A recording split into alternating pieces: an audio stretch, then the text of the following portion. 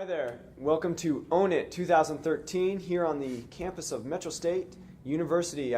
My name is Harrison Welsheimer, owner of Munch. I'm sitting here with Kyle Zender and Hill Baker of Paer, correct? That is right. Great. A duo band based here in Denver, Colorado. So wanted to start out, guys, with you, Kyle.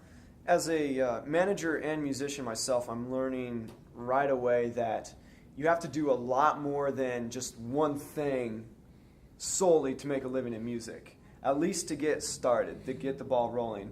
Now, tell us about, I know you own a record studio and you're a performing musician. How do you manage the two? I think you're absolutely right. You have to be a jack of all, and then if you can become a master of a few along the way, then you're doing all right. But that's the way that it has to be done to network. You got to build your network around you if you want to be a successful freelance musician, person, whatever, engineer.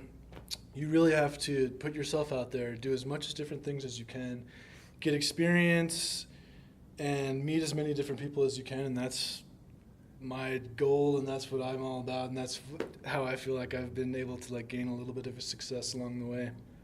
Yep.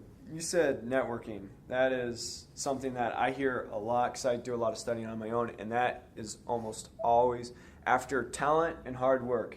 It's networking. It's who you know. It's who you know, and I think in this business for sure, definitely you got to have that talent to show them, but the person who knows the most usually wins the game.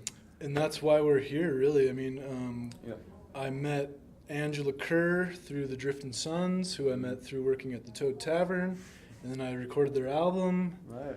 And then here we are today because Angela works for the Center for Innovation. They're doing this event, so that's just one example of how you can how doors open for you the more people that you know. Mm-hmm. Yeah, you said that's why I'm here as well. Now, I was listening to your guys' album. Nice work. Hill, you play lots of instruments because I was like, man, that is a full sound for two guys.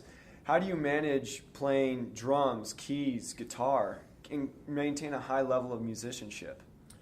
Well, certainly I've studied all those instruments for a lot of years, and while guitar was my main instrument, I went through a period of time there where I had an overuse injury, which kind of led me to take up other instruments as a way to keep playing music and stay active, while at the same time giving myself a chance to heal up.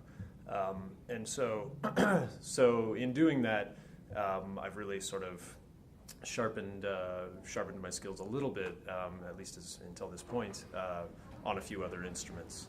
So while doing that, it's. Do you want me to redo that? Yeah, we'll have to edit that. Sorry. No. That's fine. So what we'll do is I'll just ask that question, the one that I just asked you. Sounds good. So, guys, yeah, really enjoyed your album, but for two guys, it's a huge sound. And Hill, I know I saw you were listed as keys, drums, guitar. How do you maintain a high level of musicianship on all three instruments? Thanks. Certainly, it really boils down to just playing as much as possible and practicing as much as possible. I've sort of moved from instrument to instrument over the years for a number of different reasons, but ultimately, it's a good challenge to try to play more than one instrument at once, particularly to play the keyboard and the drum parts at the same time. And logistically speaking, it's much easier. Although that's a limitation in some ways, it's also very liberating in some ways too. And it's logistically much easier for us to just be a duo and just work with two people. It makes a lot of other things easier. So. Yeah, I imagine moving equipment, your setup is a lot easier in ways because this is what we have and this is what we know. We know how to work around each other. Sure, and scheduling rehearsals, writing music is much easier when you're just collaborating with one other individual. And then you get to split money. It's a lot more lucratively. There's a lot of advantages. For sure. We're going to start seeing a lot more duos after this interview. It makes you really... Bob, we're cutting you out of the band. Yeah. It makes you understand the dude who's just rocking his acoustic guitar and singing. It's just like, that is easy. Mm-hmm. You know, Right. Once you start adding people, it gets complicated. Mm-hmm. Mm-hmm. So logistically, it's simpler, but musically, it's more challenging, Yes. which right. is a win-win Yeah. as far as the way we look at it. Because you want a challenge. When on a day-to-day basis, how do you practice or schedule your practice to try and get as much done as possible if you're needing to be sharp on all three?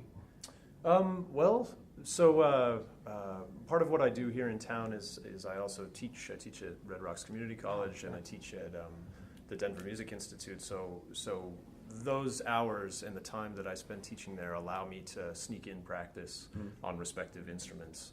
And then beyond that, we rehearse as much as we possibly can, although we're pretty busy, so we have to sneak it in where it's possible.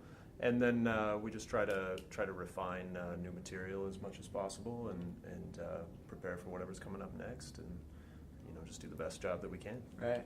Fabulous. So last question for the both of you.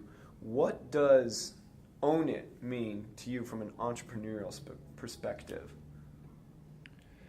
I think that one of the things Angela has really been inspirational about is taking, full control of what you're doing, and I see that what she does with the Driftin' Sons. Yeah.